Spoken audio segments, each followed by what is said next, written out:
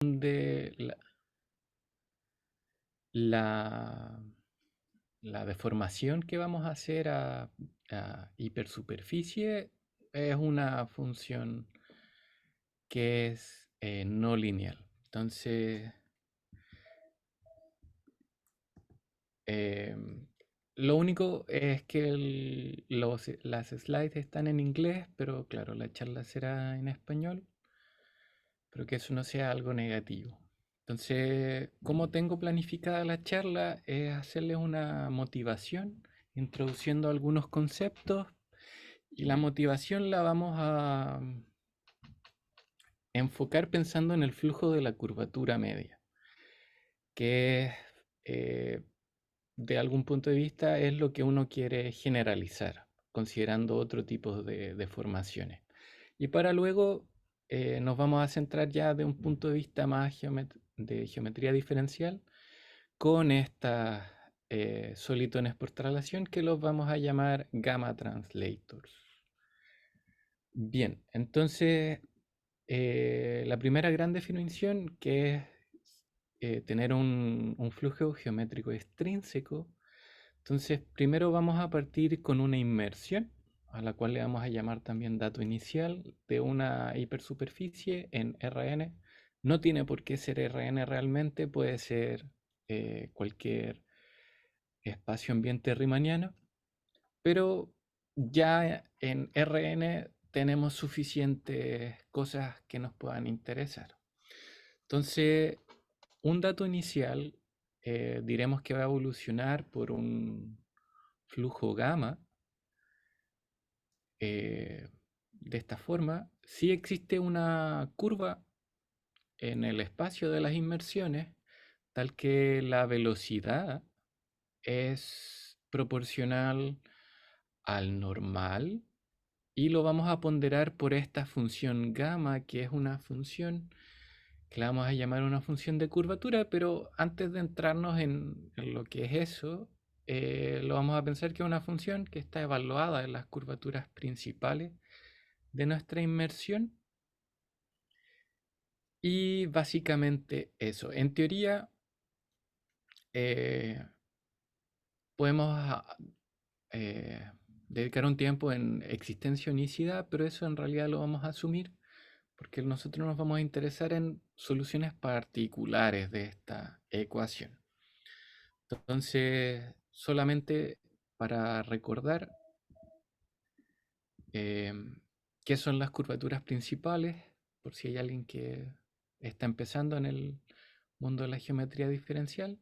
Entonces, estos son los valores propios del operador de forma o el operador Van Garten, que es básicamente considerar las componentes normales, las derivadas la componente normal de la derivada del normal con respecto a un campo direccional.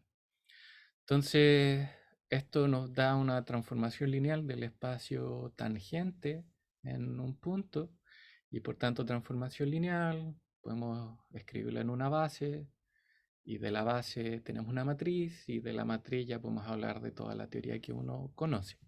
Entonces, en el caso en que el dato inicial M0 es un grafo, que eso no es tan extraño, básicamente todo es localmente, o todo lo que nos va a interesar es localmente un grafo. Entonces los componentes de esta matriz va a estar dado por la siguiente multiplicación, donde aquí estamos usando la notación de Einstein, que es de índices repetidos, que si hay índices repetidos es porque eso lo estamos sumando con respecto a ese índice, por ejemplo aquí K. Entonces, donde G con el índice arriba es la inversa de la métrica del grafo, y la matriz H y J viene a ser la segunda forma fundamental. Entonces, solamente notar que al querer aquí multiplicar por el inverso de la métrica, estamos haciendo que nuestras cantidades sean geométricas, que eso es algo que nos va a interesar, porque de buenas a primeras nuestra unicidad de los flujos va a tener una componente tangencial ahí que no nos va a aportar mucho en lo que queremos. Bien. Si alguien quisiera hacer preguntas, por favor, no hay ningún problema.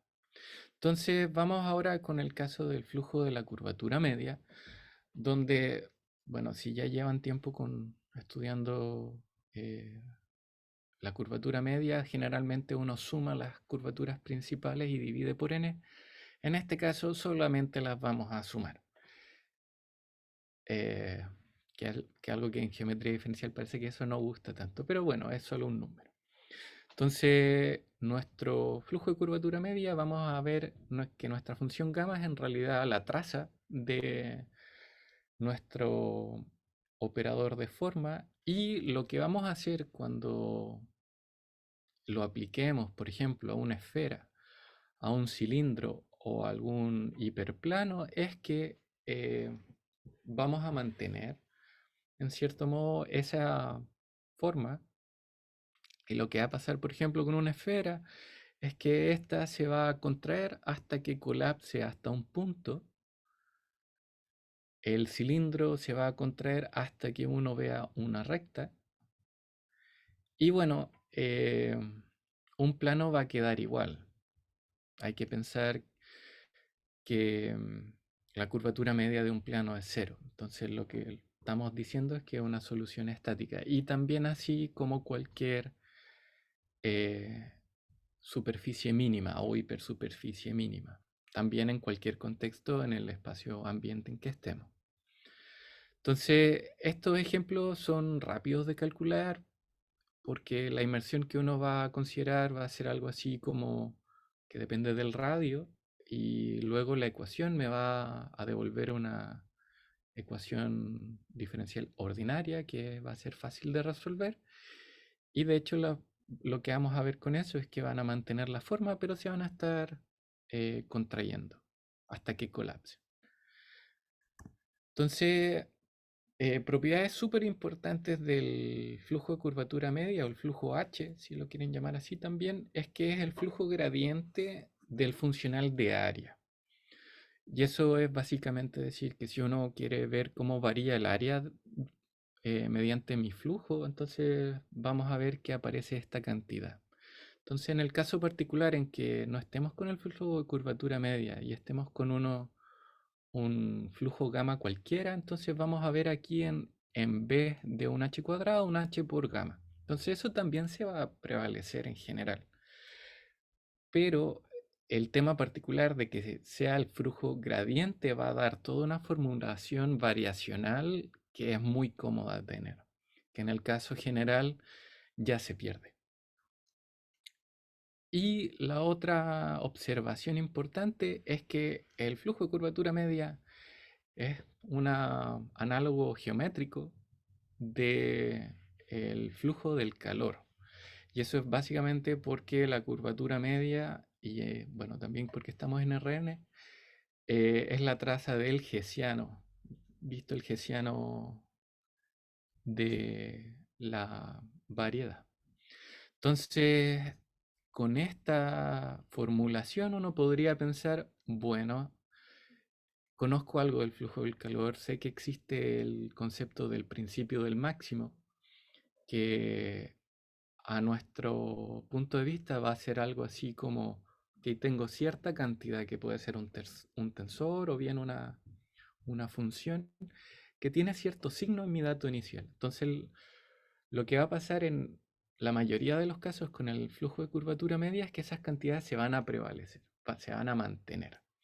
Dentro de ellas, el flujo de curvatura media va a mantener, si eras convexo, durante el flujo vas a seguir siendo convexo.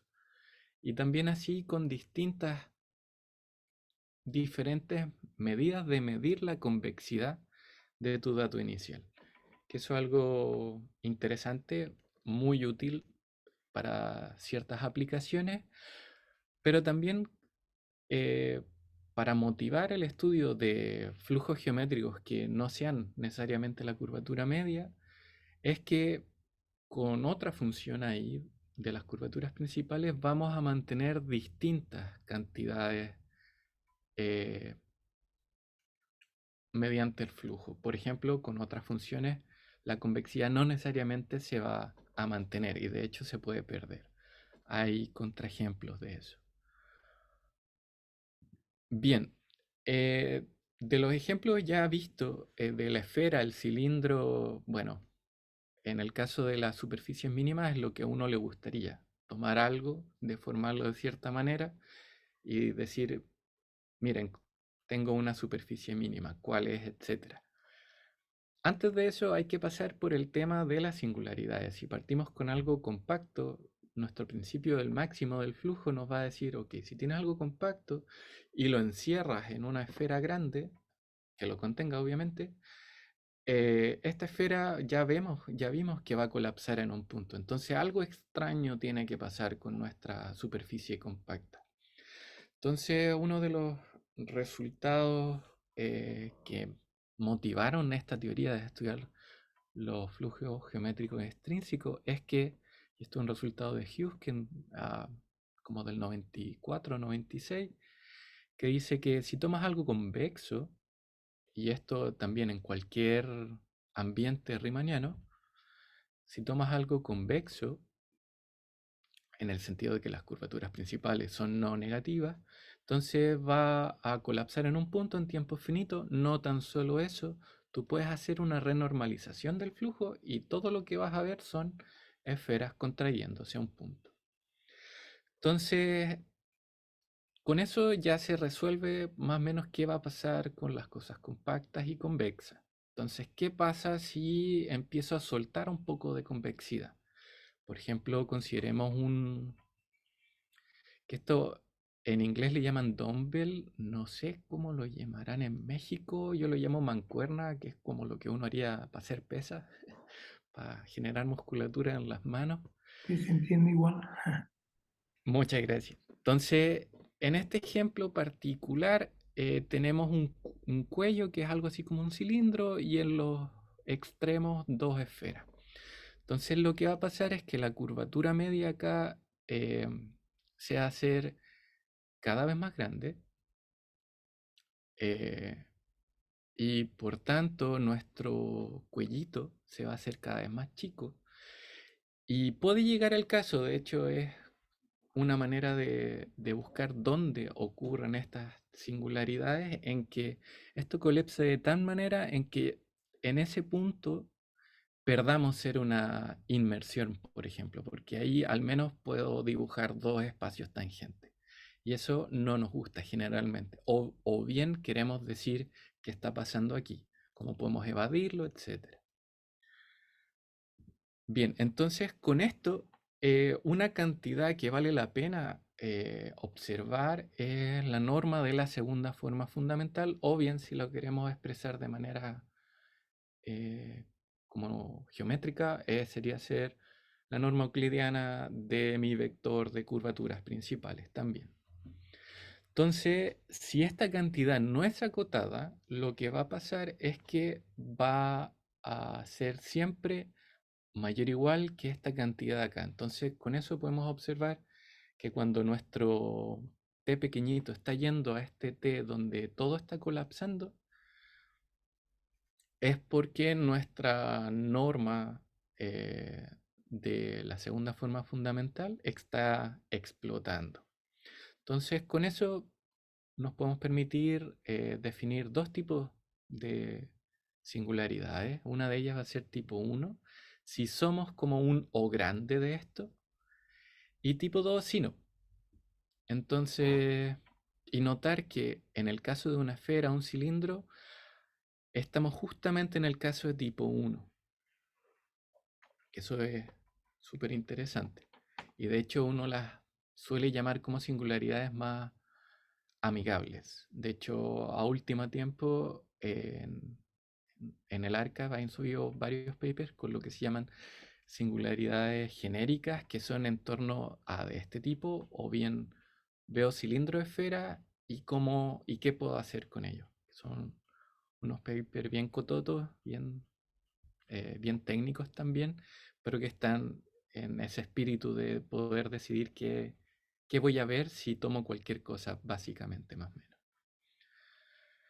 Bien, entonces, cuando nuestro dato inicial es lo que se llama min con best, que es decir, que la curvatura media sea positiva, entonces nuestras singularidades las podemos modelar en el sentido de que si hacemos una traslación y una dilatación, entonces lo que voy a ver en el caso de que estoy viendo una singularidad de tipo 1, voy a ver algo que se llama un cell shrinker, que lo que estoy haciendo es ver algo que va a mantener su forma, pero que se va a estar dilatando, hasta que y una manera de hacerlo es decir que nuestro parámetro t sea 0.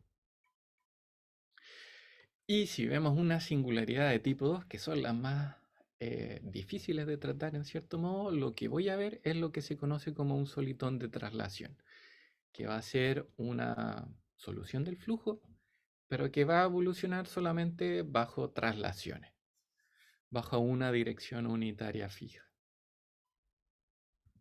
Bien, entonces ahora algunos ejemplos de los solitones de traslación de curvatura media en R3. Entonces aquí en esta imagen tenemos lo que se llama el Green Reaper. Bueno, yo soy daltónico, espero que este color sea amarillo, si es de otro no se rían de mí. Y azul. Aquí tenemos los, los llamados Green Reaper o Tilted Green Reaper porque el Green Reaper tiene ciertas simetrías que nos permite construir una familia eh, en base al que está aquí en amarillo, que básicamente es una rotación en cierto eje, o también es una traslación y una dilatación, pero eso lo podemos codificar en que lo estamos rotando. También tenemos lo que se llaman como los delta wind, que el nombre de delta wind es porque se parecen a los aviones delta que tienen esa forma como triangular. O, bueno, eso. Y notar que estos dos ejemplos están definidos en una bandita de un tamaño específico. Y otro dato particular es que aquí la orientación de la deformación del flujo es que estos se trasladan hacia abajo, porque aquí tenemos un signo menos. Eso es el grupo de investigación de Paco. Les gusta escribirlo de esa manera en vez de que se trasladen hacia arriba, van para abajo. Pero bueno, es solo un tema de gustos ahí. Otro grafo más, porque de momento todo esto son grafos, es el siguiente ejemplo del solitón de tipo bowl o tipo cuenco, que es un grafo rotacionalmente simétrico entero, eso quiere decir definido en todo Rn, y que tiene un comportamiento asintótico en infinito como un paraboloide. Y en realidad podemos decir algo más al respecto, que va a ser como un r cuadrado menos un tema de un logaritmo.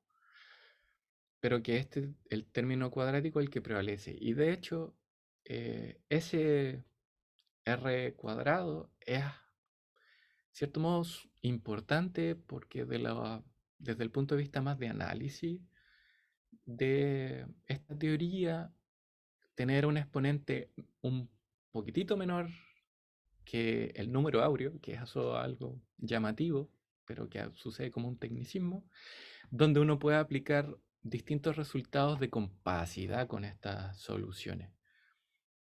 Por ejemplo, cuando uno tiene una superficie y uno quiere ver qué pasa si la traslado y la dilato y ver qué obtengo, generalmente ahí uno ocupa resultados de compacidad para tomar límite. Bueno, ese exponente cuadrático es muy útil. Bien, los resultados importantes de la clasificación de estas hipersuperficies o superficies en R3 son los siguientes.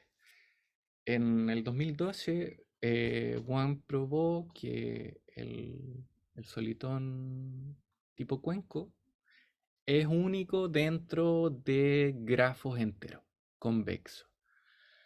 Más adelante, Spruxiao en el 2019 probaron que si tienes un grafo, que eso es lo mismo que decir que tu translator tenga la curvatura media positiva, entonces en realidad eres convexo en R3.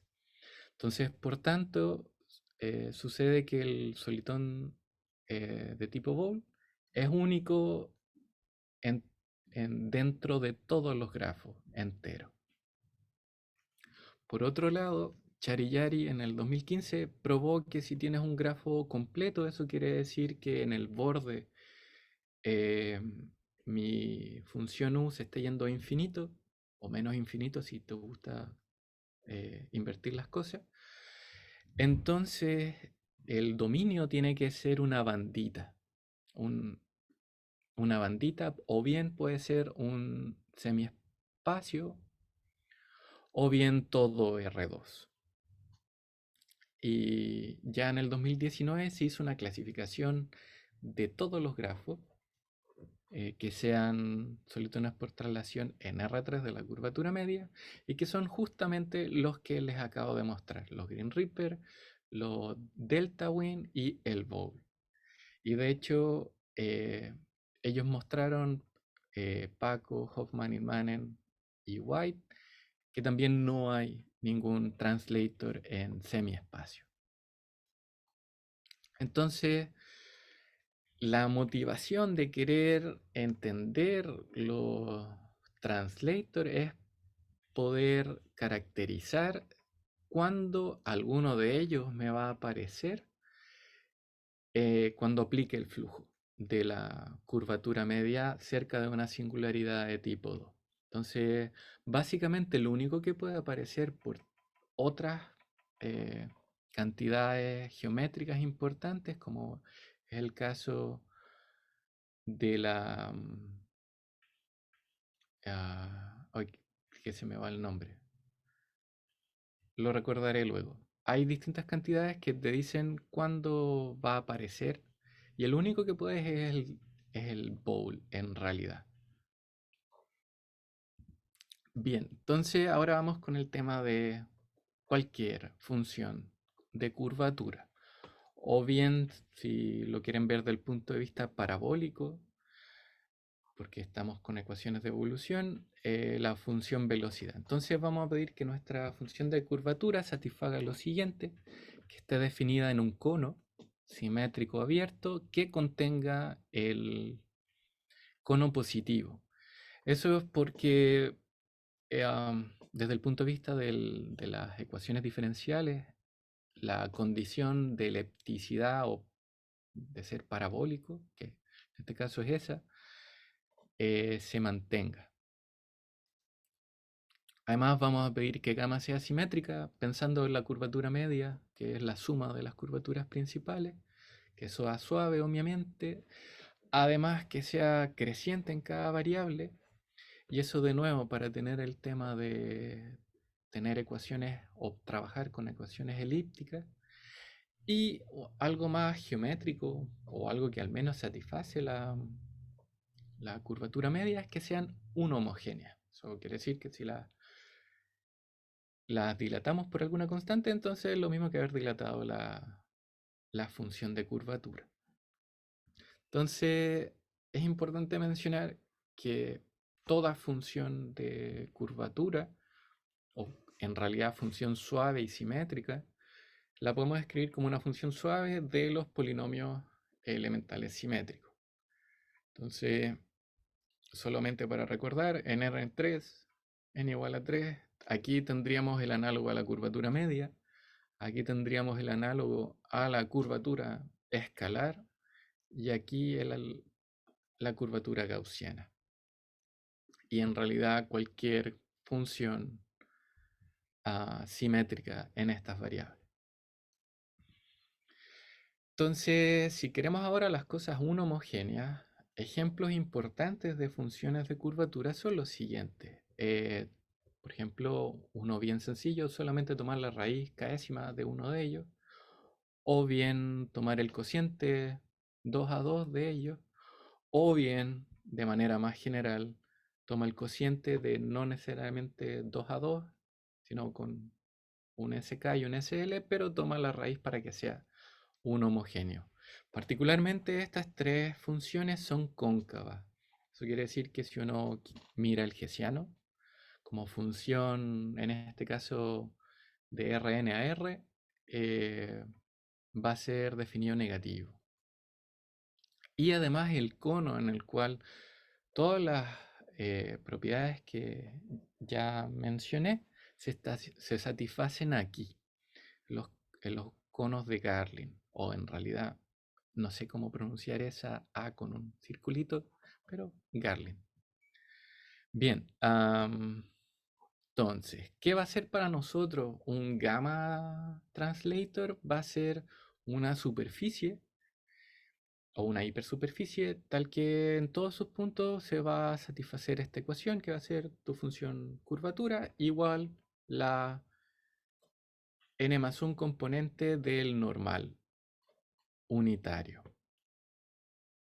Entonces notar que si ahora uno considera solo traslaciones de una superficie que satisfaga esta ecuación, va a evolucionar por el flujo gamma por traslaciones. Entonces, empecemos a mencionar ejemplos. Ya conocemos los de curvatura media. Aquí van a aparecer más ejemplos dependiendo de cómo mi función de curvatura se anule. Por ejemplo, si estamos en una condición de este estilo donde evaluamos nuestra función de curvatura con alguna cantidad de ceros y nos da cero, entonces vamos a observar que los cilindros que tengan esa cantidad de ceros, aquí con este factor euclidiano, van a ser soluciones y las vamos a llamar soluciones triviales por lo mismo.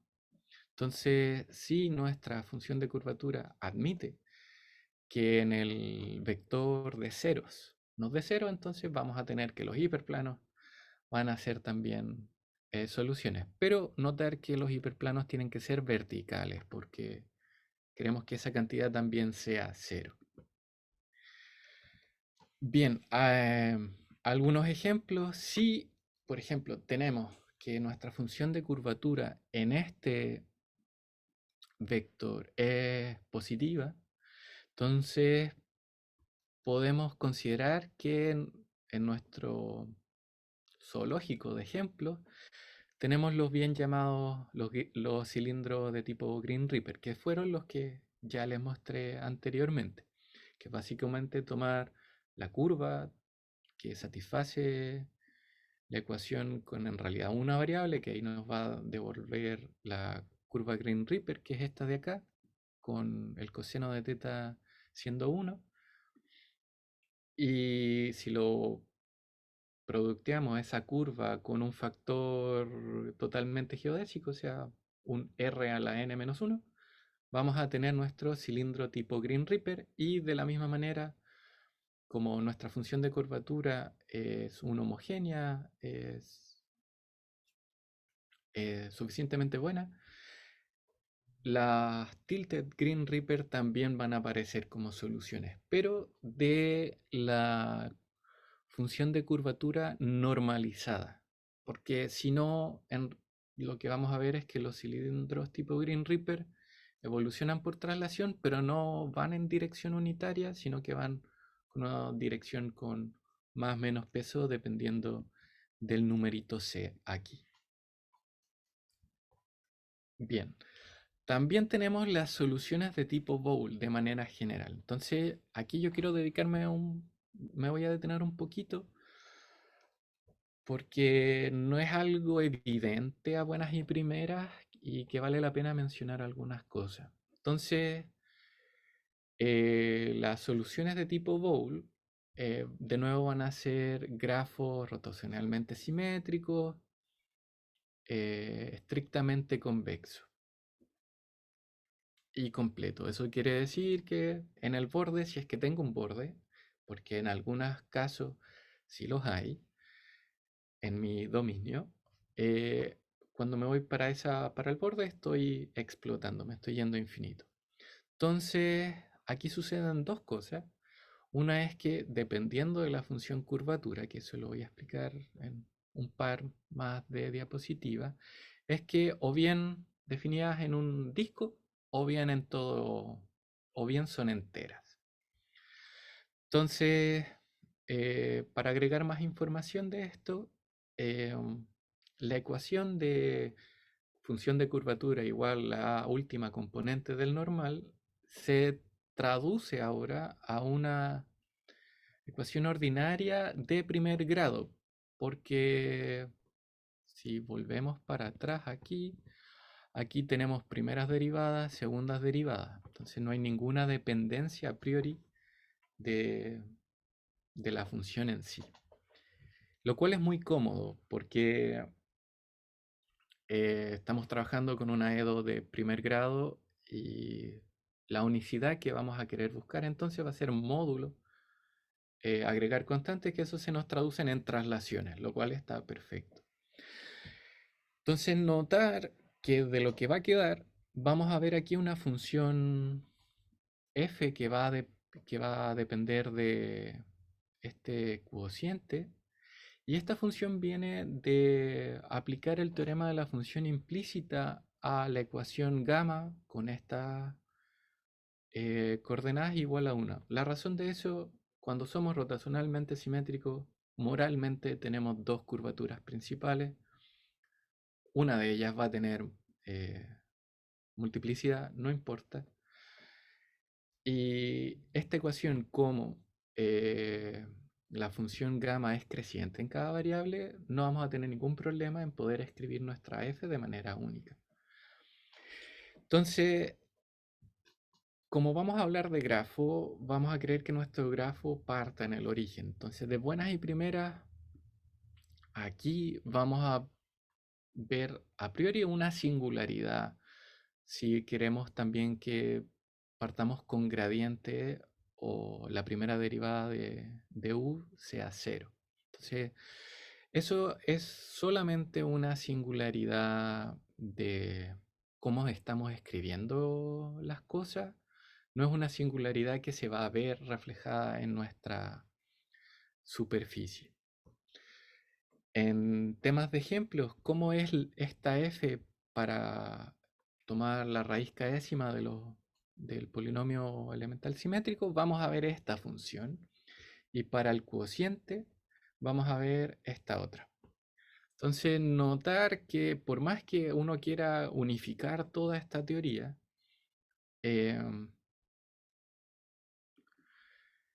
la función que aparece en f son radicalmente bien distintas.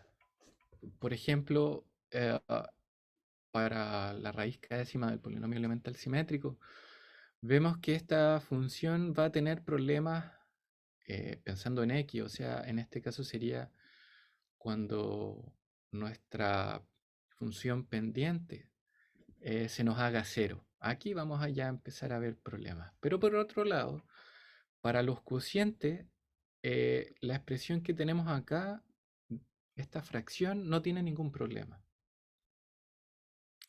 Va a presentar otros problemas cuando se alcanzan ciertos valores, eso sí. Y por otro lado, aquí tenemos algo que nos va a decir que la función b igual a 0 va a ser solución. B igual a 0 nos va a decir u igual constante. U igual constante es un plano horizontal, pero nuestro plano tiene que ser vertical. Entonces, de nuevo, como uno quiera escribir la ecuación que satisfacen, estamos pagando precios, obviamente, porque podemos estar añadiendo soluciones o bien singularidades sin querer, queriendo. Bien, en el caso de R3, que esto es pura fortuna, diría yo, las soluciones son explícitas. Entonces, aquí podemos apreciar en la ecuación a la izquierda la raíz del S2, que en este caso es la raíz de la curvatura gaussiana, donde la solución viene dada por esto. Notar que a priori en 0 hay problemas porque tenemos una raíz acá, pero que en realidad es solamente de cómo estamos graficando o cómo estamos parametrizando nuestra superficie. Solo una cosa visual. Y en el caso de la curvatura gaussiana partido por la curvatura media, que es el Q1, vamos a ver esta solución. notamos que aquí hay dos diferencias grandes. Esta es entera, mientras que esta está definida en un disco. En general, cuando queremos hacer este tipo de construcciones, o al menos en la que utilicé en mi tesis, es usar la teoría de ecuaciones diferenciales ordinarias de primer orden, y es el tema de las super y subsoluciones. Entonces eso quiere decir que si encuentro una función que satisfaga cierta, en vez de la ecuación, una desigualdad, ser que mi diferencia, mi derivada y lo que sea al otro lado de la igualdad tenga un signo positivo o negativo, voy a hablar de si es positivo, será una supersolución, si es negativo, será una subsolución. Entonces sucede que cuando tu solución tipo bowl está definida en un disco, vas a observar que hay una subsolución que es un grafo que pasa, perdón, que es una línea que pasa por cero, y una supersolución que explota justo cuando eh, estás en el dominio máximo de existencia. Entonces, tener la técnica de supersolución y subsolución da un montón de cosas. Por ejemplo, eh, también te da unicidad si es que tienes solución, te permite extender tus soluciones un poquitito más hasta que tu subsolución o supersolución existen. Y luego, finalmente, lo que uno quisiera utilizar es algo como un argumento Arzelà-Colli, que eso quiere decir, ok, tengo una solución que todavía, que es en cero, donde está mi problema. Entonces, voy a tener una solución para algún dato inicial que los voy a hacer converger a cero. Luego, mi super y subsolución me va a poder extenderla hasta cero y luego tomar un límite. Y ese límite va a tener todas las propiedades que uno quisiera eh, por el tema de la convergencia, por la compacidad de Arzelà-Colli. Entonces, todo eso nos lo va a dar nuestra super y subsolución. De manera más general, mi colaborador que estamos también trabajando, y ya les contaré más al final de la charla, probó que para cada función de curvatura existe una única solución suave de tipo Boole. Y no tan solo eso, caracterizó cuándo esta va a ser entera o cuándo va a ser definida en un disco de un radio específico. Entonces, de nuevo vuelven a aparecer estas cantidades de cuántos ceros soporta tu función hasta anularse. Entonces, siempre vamos a ver una solución de tipo Boole entera si al evaluar en este vector nuestra función de curvatura es positiva. Caso curvatura media, funciona. Caso de la raíz k'ésima de los polinomios elementales simétricos, funciona, salvo para Sn, que vendría a ser la curvatura gaussiana, porque obviamente todo se está multiplicando, si ponemos un 0 nos da 0. Pero en ese caso, ahí luego tenemos que empezar a hablar de cómo se comporta un poquito nuestras curvaturas principales en términos de las otras. Entonces, escribiendo x en función de y, que podemos hacerlo, y tomamos nuestro y hasta infinito, si ese límite nos da un número positivo, entonces vamos a estar definidos en una bola, en un disco, que en la siguiente slide les mostraré con ejemplos de funciones. Si ahora este límite es cero, tenemos que empezar a hablar de qué tan grande, cómo se comporta nuestra variable en términos de las otras. Entonces, si somos un O grande de un 1 partido por I, entonces nuestra solución va a ser entera. Y si somos menos que eso, Entonces nuestra solución de tipo bol va a estar definida en un disco. Entonces, para ver esto con funciones, realmente la raíz enésima de la curvatura gaussiana, esta ecuación la podemos describir de esta manera y vemos que se va a cero. Entonces, si uno vuelve atrás, uno ve que, ok, puedo decidir si soy entero, si me comporto de esa manera, y aquí me comporto un poco peor. El caso es que, de todas maneras, para este ejemplo particular, sí las soluciones van a ser enteras. Por otro lado, para que en este caso vendría a ser curvatura gaussiana partido en el polinomio elemental simétrico anterior de n variables, vamos a ver que el límite da 1 y que efectivamente todas estas van a estar definidas en un disco. Bien, con eso ya tenemos ejemplos. Al final les discutiré que un poquito de qué se sabe de los otros ejemplos de curvatura media en, para una función de curvatura cualquiera. Entonces ahora quiero contarles de propiedades geométricas, que es cuando viene el tema de usar argumentos de principio del máximo. Entonces el primer resultado que les quiero mostrar y que en realidad no es tan difícil de probar es que para cualquier función de curvatura no existen trasladores cerrados. Cerrado significa ser compacto y sin borde. O sea, si soy compacto, necesito tener borde. Entonces, la demostración se sigue de lo siguiente.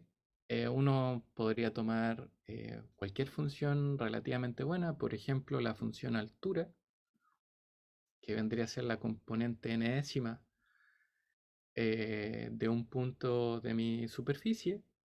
Y esta función satisface la siguiente ecuación diferencial, donde aquí el laplaciano subgama en realidad es el operador linearizado de la función de curvatura, donde aquí las derivadas las estamos pensando como matriz. Entonces, para el caso de curvatura media, esto es efectivamente un delta IJ, el delta de Kronecker de toda la vida, y lo que vamos a ver es efectivamente el Laplace-Beltrami. Aquí tenemos un casi Laplace-Beltrami, tenemos un poquitito, lo estamos modificando por una matriz. Entonces, bajo nuestras condiciones de curvatura, de la función de curvatura, particularmente este operador es localmente uniformemente elíptico, que eso quiere decir que el principio del máximo va a funcionar súper bien. Entonces, si esta función estuviese, eh, o sea, si tuviésemos un translator que fuese cerrado, entonces esa función debería alcanzar un máximo y un mínimo, porque es algo compacto, sin borde. Pero vemos que esta función en realidad no le gustan los mínimos, porque aquí esto sería positivo, en el gradiente sería 0 más 1 positivo y eso nunca va a ser 0. Entonces, por lo tanto, no pueden existir. Entonces, lo que aquí estamos haciendo es ocupar el principio del máximo en cierta cantidad geométrica que es la función altura. Bien, José, otro, sí, una pregunta. ¿La T de quién? ¿Quién es la letra T? ¿Qué nombre es? ¿Tu colaborador? ¿O con la S no, eres tú, no? la S es que yo firmo con Torres Santaella y eso Ah, es ya. por mi mamá. Ah, eres Sí, tú. sí, sí, soy yo. Eso es Perdón. puro. Sí, si no, mi mamá me va a odiar. Otra pregunta. Ajá. Digo, aquí no hay un gamma translator como cerrados. ¿Como en qué flujos sí existen cerrados? Gamma translator cerrados. En, en ninguno.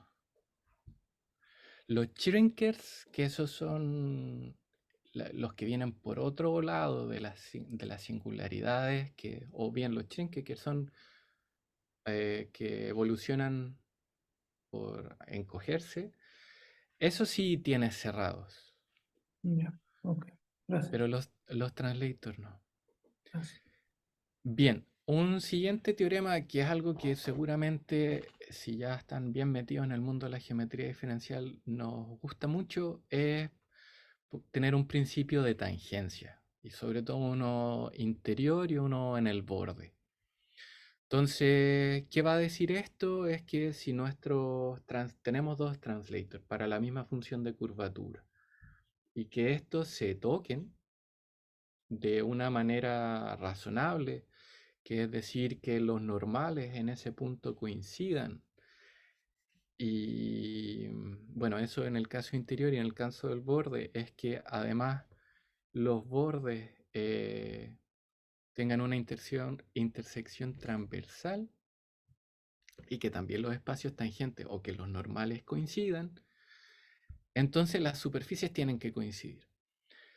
Notar sí que como este es un teorema general pensado para cualquier función de curvatura, tenemos que pedir algo a estas hipersuperficies, que una de ellas sea estrictamente convexa y otra que sea convexa. Al menos aquí, si nuestra función de curvatura admite que en cero valga cero, vamos a tener planos. Y eso, como ya deben de sospechar, teniendo un principio de tangencia y teniendo planos, uno se ve tentado en jugar con el principio de Alexandrov, que es lo que vamos a hacer luego. Entonces, un poquito de la demostración de por qué uno va a requerir que sea una estrictamente convexa y la otra convexa es lo siguiente. Entonces, supongamos que tenemos nuestra hipersuperficie sigma 1 e hipersuperficie sigma 2 dadas por el grafo de la función u1, lo mismo con u2. Entonces, lo que uno va a hacer es tomar la combinación convexa de estos dos grafos y con eso, eh, si ahora uno ve el, el operador de forma o la segunda forma fundamental, es que la combinación convexa de dos matrices, una estrictamente convexa y otra convexa, va a ser estrictamente convexa. Entonces, con eso, para el operador que tenemos aquí, ES, va a ser admisible.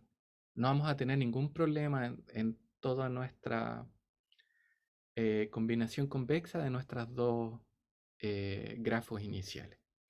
Entonces, eso nos va a decir que, por ejemplo, el teorema del valor medio, porque claro, esto es una función que depende del parámetro en cuál grafo estamos, se nos va a anular, que eso nos va a traducir a haber tomado una buena diferencia, que por ejemplo lo que ocurre en curvatura media, si uno toma dos superficies, por ejemplo, mínimas,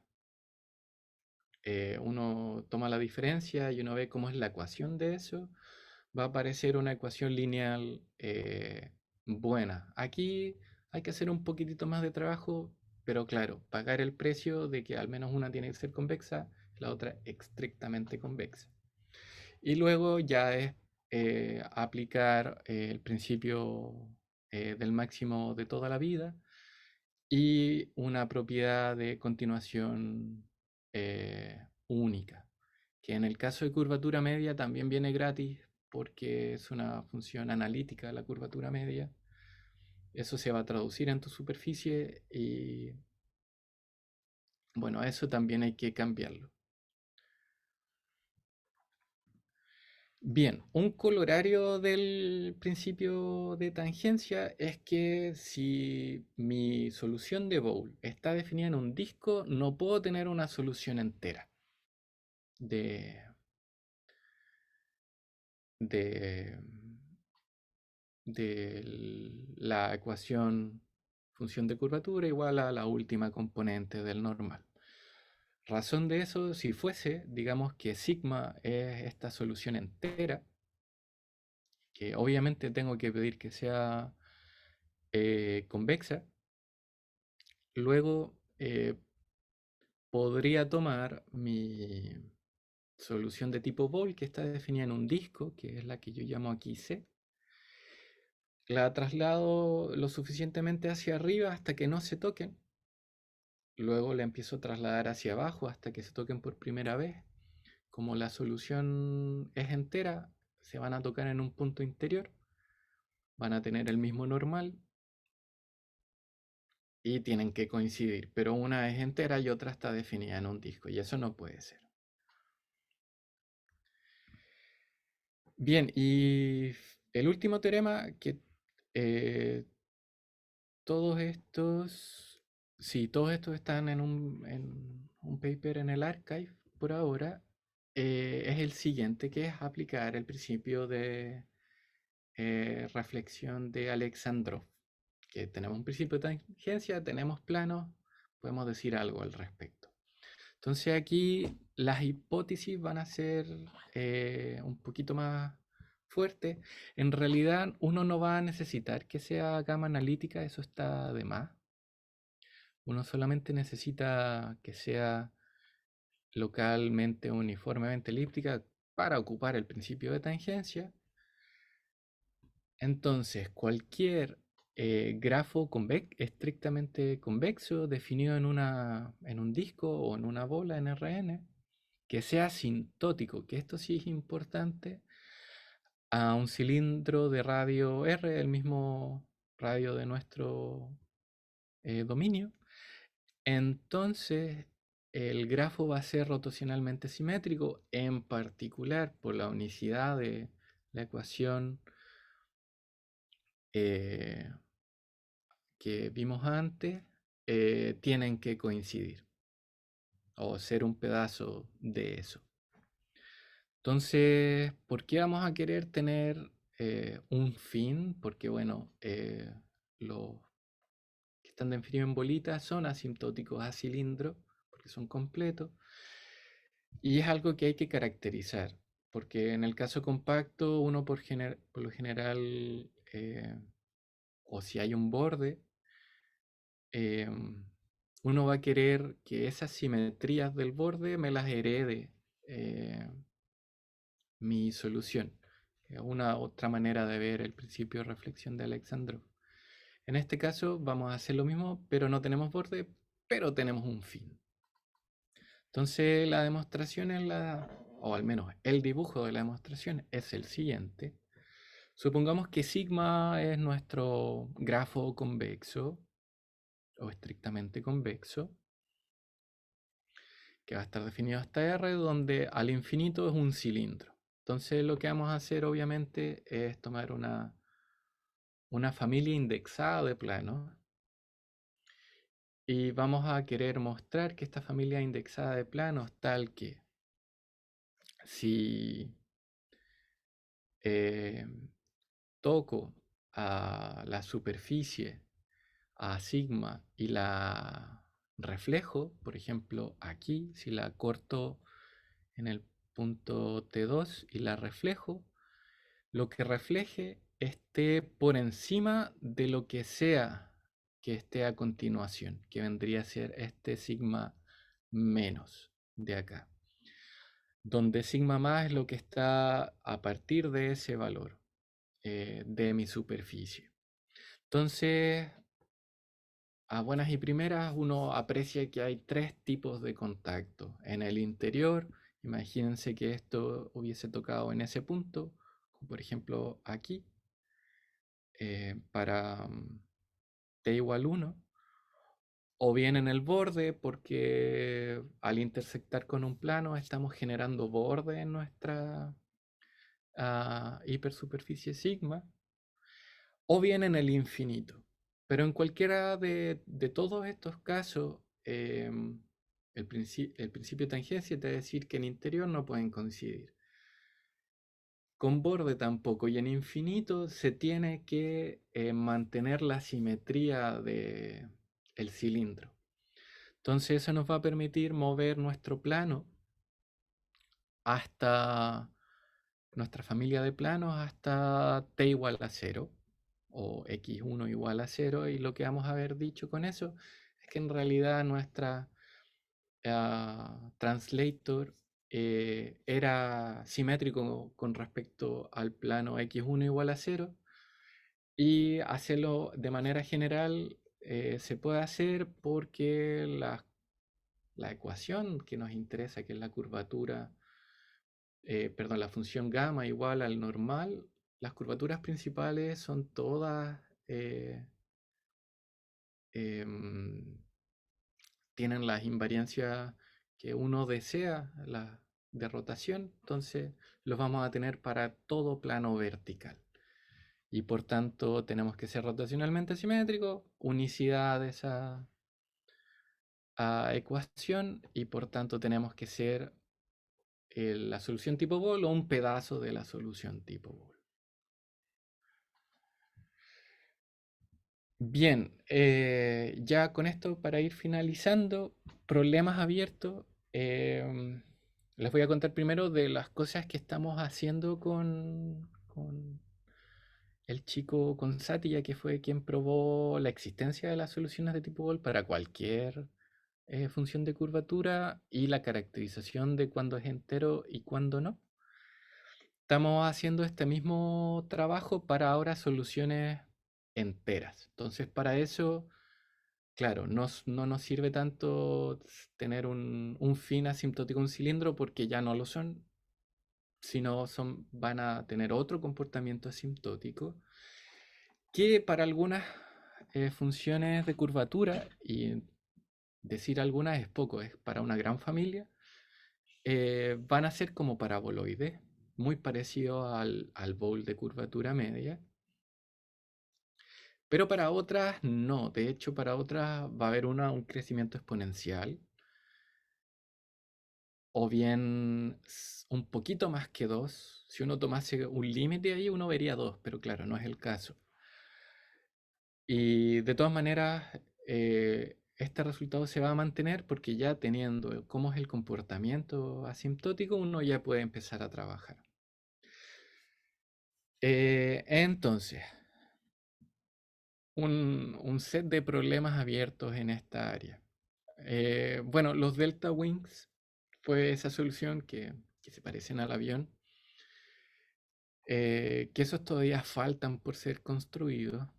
Con SATI ya pensamos que al menos una condición para asegurar de que al menos hayan es pedir que la curvatura media en el vector 1 con puros ceros sea positiva. Entonces una función de curvatura que cumple eso es casi como una curvatura media, más algo que se haga cero, obviamente, o si no, mejor todavía.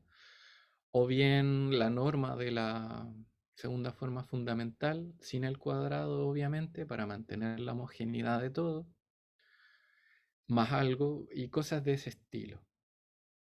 Y también están las soluciones tipo Winlight, que con eso quiero contar un poquitito más, que son de considerar esta misma ecuación. No es considerar esta misma ecuación, hay que hacer un trabajo extra, pero el dato llamativo es que ahora uno va a asumir que la función b toma valores negativos. Entonces, lo que está pasando aquí con la ecuación, hay cosas que hay que entender bien en el sentido de si es una singularidad de mi parametrización o si realmente es algo ahí que está molestando. Que eso también es algo interesante por abordar. Entonces, la solución tipo Winlight son rotacionalmente simétricas, pero que no son convexas y que tienen dos ramas. Tienen una rama que es como un paraboloide y luego tienen otra que aún no se entiende bien qué es. Por otro lado, los siguientes dos problemas son eh, importantísimos. Si alguien los logra hacer, sería increíble. Que vendría a ser la dicotomía de Wann, que en el caso convexo, mostrar que todo grafo está definido en una bandita, o bien un semiespacio, o bien todo el plano. Que eso también sería súper fuerte, porque ahí solamente tienes que restringirte a grafos con esos dominios. Y finalmente, que esto es algo que probó Ben Andrews para flujos cualesquiera, pero si la función de curvatura es convexa, uno sabe que los translators ocurren como modelos de singularidad de tipo 2. Para el caso en que la función de curvatura es cóncava, no se sabe. Y la demostración de eso, también, un principio del máximo, que justamente si tienes que sea cóncava, la desigualdad te apunta para el otro lado y no te dice nada. Que eso es lo que pasa al tener un signo. Curvatura media no lo tiene, segunda derivada es cero. Aquí hay que tener un poquito más de cuidado. De hecho, en un paper que se va a venir también pronto que estoy escribiendo, donde también tomo muchas funciones y principios del máximo, va a ocurrir para convexo y cóncavo, pero hay que encontrar la buena función. Eso es una parte un poquito más delicada. Aquí las referencias, si están interesados en los translators, la clasificación de los translators y construcción de alguno de ellos de tipo grafo, esta es una buena referencia. La demostración de Sattila de la existencia de las soluciones de tipo Boole, el teorema de Spuck-Xiao, donde muestra que si eres solamente la curvatura media es positiva, entonces eres convexo. Aquí mi paper de los principios del máximo y finalmente el paper de Wang. Y eso, muchas gracias. Muchas gracias, José, por esta charla de temas que en México no se trabajan tanto, pero digo, son temas muy populares, ¿no? De los de flujo geométrico. Pues, ¿alguna pregunta?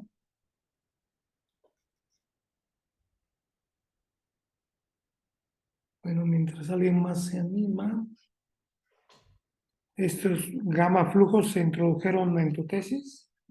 Sí, en mi tesis, pero vienen de hace bastante tiempo, por decir, del 2004, ya empiezan a haber papers, toma una función de curvatura cualquiera y ve qué pasa.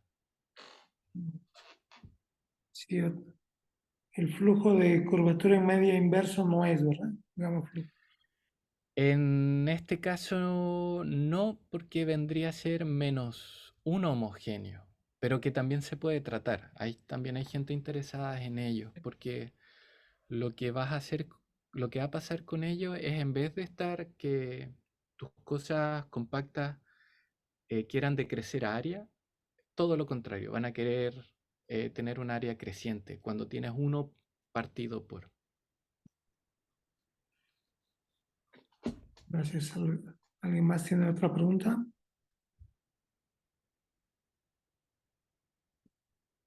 Y ya no me acuerdo si dijiste que en el gamma flujo también los compactos convexos también se Sí, eso fluyen también, hacia un punto esférico, por decirlo así, hacia una esfera. exactamente. Así, de hecho, esa es la nomenclatura. ¿Y ahí conoces algún flujo que no cumpla eso? ¿O todos los flujos más estudiados sí lo cumplen? Que no converja, mm, al menos estos no, porque ah, lo que sí te puedo decir es al menos si uno considera una función particular, que esto también está en un paper de Ben Andrews con Matt Langford, creo, bueno, seguro que es Ben Andrews, donde muestran contraejemplos de una función de curvatura particular que creo que en este caso es algo como y en más dimensiones, porque en dimensión 2 creo que la cosa es aún más generosa. En dimensión 3 con tres curvaturas principales, si tomas algo así como eh, lambda 1 al cuadrado más lambda 2 partido por lambda 1 más lambda 2 y varías eso con todos los índices para que quede simétrico, Entonces, la evolución, existe un ejemplo de algo convexo que durante el flujo la curvatura principal más chiquita se vuelve negativa. Ya. Tanto no puede ser las no convergencia esfera. Claro, entonces ahí tú pierdes la convexidad. Entonces, y ese es un ejemplo compacto.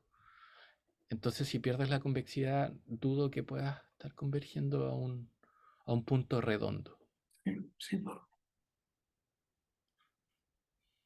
Gracias. ¿Alguna otra pregunta?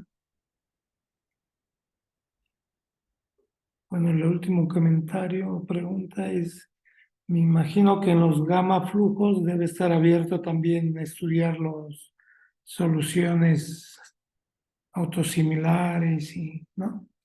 Claro, entonces los translators y los shrinkers son soluciones autosimilares, que vendría a ser, aquí vamos a ver, por ejemplo, gamma igual normal, punto la dirección vertical, y aquí en los self-shrinker vamos a ver gamma igual vector posición, punto el normal. Y también los expander, que es poner un menos en eso. Y ahí están las tres soluciones autosimilares por estar en Rn, que son las isometrías. Muchas gracias. Bueno, pues ya, aquí hay alguien en el chat, pero no sé si se preguntan.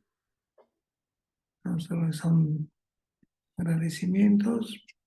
Pues muchas gracias, José, y por esta charla interesante de temas nuevos. Y gracias a todos y todas los asistentes. Nos veremos el próximo mes, que bueno, va a ser el Congreso Nacional de Matemáticas en México, pero trataremos de hacer una sesión antes del Congreso. Pues muchas gracias a todos. Aquí paro la grabación.